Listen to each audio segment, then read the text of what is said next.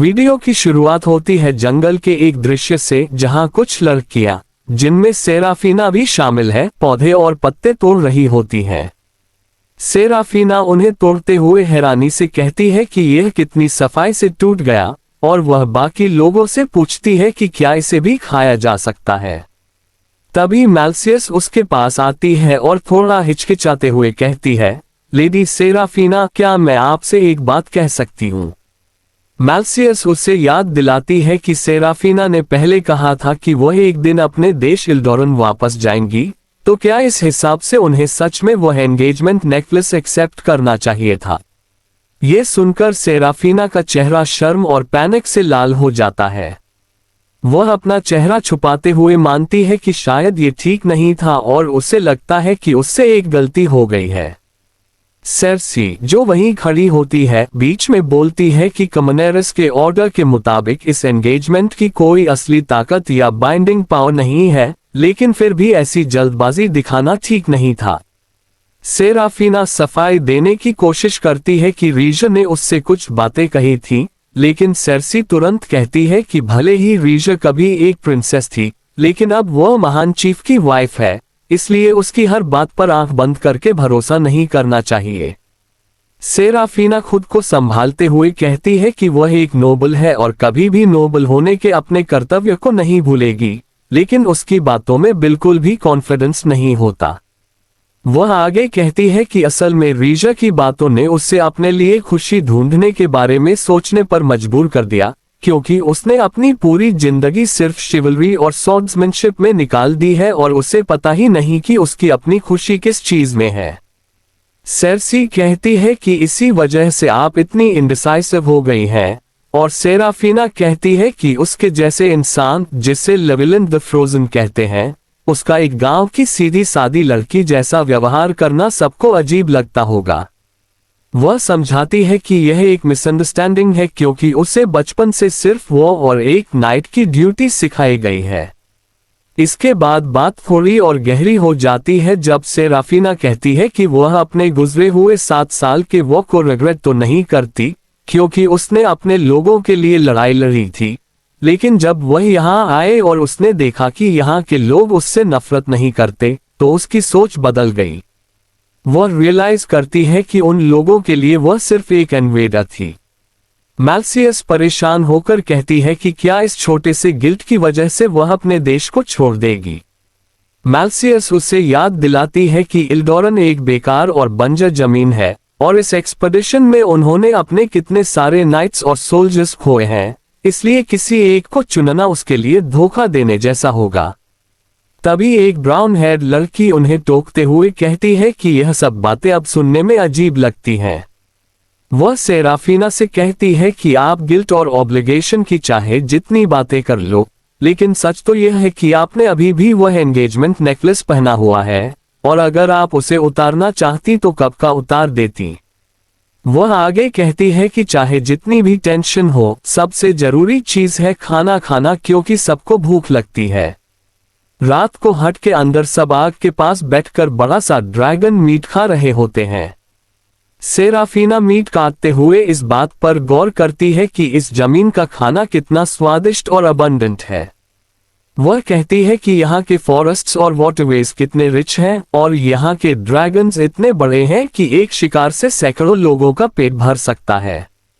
वह एक्सप्लेन करती है कि यहाँ के जंगल बहुत घने हैं और पहाड़ उबड़ खाबड़ हैं। लोग यहाँ फार्मिंग तब तक नहीं कर सकते जब तक वे जंगलों को काट न दें, लेकिन अगर वे जंगल काट देंगे तो जमीन की असली ताकत और बाउंटी हमेशा के लिए खत्म हो जाएगी। वह सोचती है कि उसके लोगों ने 700 साल तक इन इलाकों पर कब्जा करने की कोशिश की, और हालांकि उन्होंने अपने बॉर्डर्स बढ़ा लिए हैं, लेकिन इससे कोई खास फर्क नहीं पड़ा, क्योंकि शायद वे इस जमीन को उसकी कैपेसिटी से ज्यादा तेजी से डिस्ट्रॉय कर रहे हैं। वह उसे ध्यान से देखता है और कहता है कि वह चबाते हुए बिल्कुल एक स्क्विरल जैसी लग रही है। सेराफीना शर्मिंदा हो जाती है और वह पूछता है कि क्या वह दोपहर वाली बातों के बारे में सोच रही है। सेराफीना कहती है कि नहीं, वह सोच रही है कि इस ईस्टर्न एक्सपेडिशन का लोगों के लिए क्या मतलब था। वह कहती है कि अब वह पूरे कॉन्फिडेंस के साथ नहीं कह सकती कि दूसरों की जमीन पर कब्जा करना उनका राइचियस कॉज था, लेकिन अगर वह ऐसा बोलेगी तो जो नाइट्स मारे गए और जो सिटीजन्स बचाए गए वे सब उससे नफरत करेंगे। वह उससे कहता है कि खाना खत्म करने के बाद बाहर चलकर बात करते हैं। बाहर आसमान में 3 मून्स चमक रहे होते हैं और दोनों वहां खड़े बात कर रहे होते हैं। सेराफीना कहती है कि उसे बिल्कुल समझ नहीं आ रहा कि उसे क्या करना चाहिए। उसका एक हिस्सा कहता है कि उसे अपने लोगों और साथियों के लिए वापस लौट जाना चाहिए और दूसरा हिस्सा कहता है कि उसे अपनी खुद की खुशी के बारे में सोचना चाहिए, जिसकी वजह से वह खुद को एक क्रॉसरोड्स पर महसूस कर रही है। वो मुस्कुराता है और कहता है कि इस सिचुएशन में उसे अपनी इमेजिनेशन का इस्तेमाल करना चाहिए। वह बताता है कि टेफ्यू लोगों का मानना है कि अगर किसी के अंदर स्ट्रॉन्ग डिजायर हो तो वह अपनी विश को रियलिटी बना सकता है। वह कहता है कि सेराफीना को इमेजिन करना चाहिए कि आगे क्या आउटकम्स हो सकते हैं।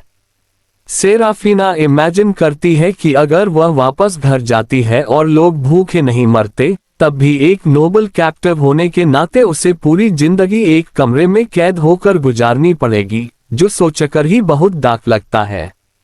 फिर वह दूसरा ऑप्शन सोचती है कि अगर वह अपनी नाइट की ड्यूटी भूल जाए और वह को चुन ले। वह एनालाइज करती है कि वह दिखने में रस्टक है लेकिन वल्गर नहीं है, उसका साइज और स्ट्रेंथ कमाल का है और वह अभी सिर्फ 18 साल का है, इसलिए फ्यूचर में उससे भी ज्यादा स्ट्रॉन्ग हो सकता है। और उसकी ब्लड लाइन तो रीज से आती है। तभी उसके दिमाग में एक ख्याल आता है कि अगर उन दोनों का बच्चा हो गया तो क्या होगा। ये सोचते ही वह जोर से चिल्लाती है और अपना सिर पकड़कर पैनिक करने लगती है कि वह क्या फैंटेसाइज कर रही है। इससे तो उसका डिसीजन और भी मुश्किल हो गया। वो उसकी हालत देखकर हंसता है और कहता है कि उसे लगा था सेराफीना उसे सीधे रिजेक्ट कर देगी, इसलिए उसकी यह इंडिसिजन देखकर वो को बहुत खुशी हो रही है कि उसके अंदर भी अभी फीलिंग्स बाकी हैं। वो उसे सलाह देता है कि अपना पर्सपेक्टिव बड़ा करने के लिए उसे एक नई जर्नी पर जाना चाहिए। सेराफीना अलग अलग फैंटेसी जगहों के बारे में सोचने लगती है, जैसे एल्फ कैपिटल, फेरीज की भूमि, ड्रायड्स, जीवित पौधे या ड्वार्फ्स का अंडरग्राउंड किंगडम। वो कहता है कि वे लोग एक क्वेफ्टो सेटलमेंट में जाएंगे। वह बताता है कि वहां हॉट स्प्रिंग्स हैं। सेराफीना को समझ नहीं आता कि बिना आग और लकड़ी के पानी नेचुरली गर्म कैसे हो सकता है। जब वो समझाता है कि जमीन के अंदर की हीट उसे गर्म करती है, तो सेराफीना फ्रस्ट्रेशन और जेलसी में चिल्लाने लगती है। वह कंप्लेन करती है कि इन लोगों के पास बिना किसी मेहनत के इन्फिनिट हॉट वाटर है, लेकसाइड विलेज के पास पानी और ड्रैगन मीट की कोई कमी नहीं है, और इन ड्वार्फ्स के पास मिथ्रिल जैसे रेयर मेटल्स हैं, जबकि उसके लोग ठंड और भूख से मरते हैं। ये सब सुनकर वह ब्राउन हेयर लड़की कहती है कि यह जमीन जितनी रिच है, यहाँ सर्वाइव करना उतना ही मुश्किल है। यहाँ के वॉरियर्स को जिंदा रहने के लिए ड्रैगन्स का शिकार करना पड़ता है, और जो लोग लड़ नहीं सकते वे किसी न किसी दिन ड्रैगन का खाना बन ही जाते हैं।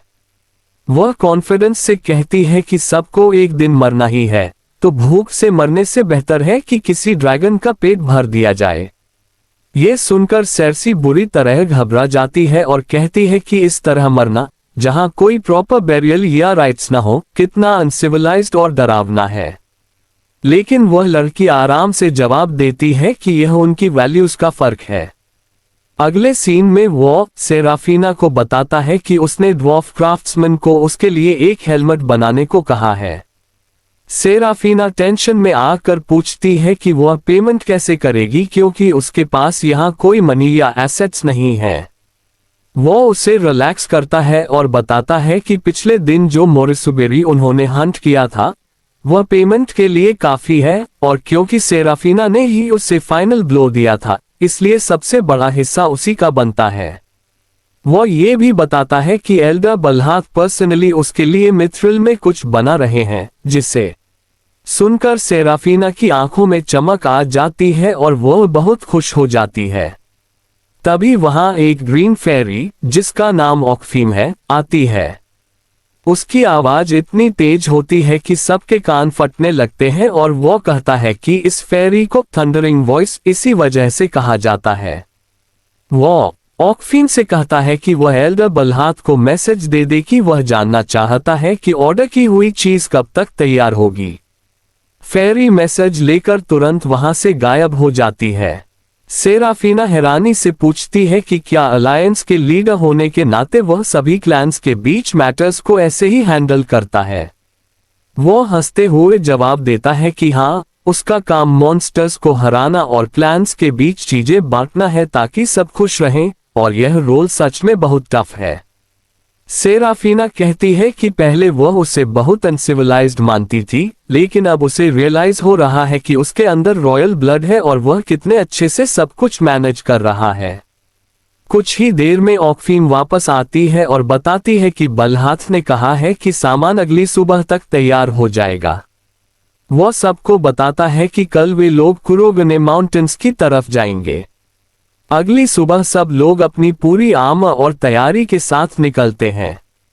सेर्सी डरते हुए पूछती है कि क्या रास्ते में उन्हें किसी से लड़ना पड़ेगा।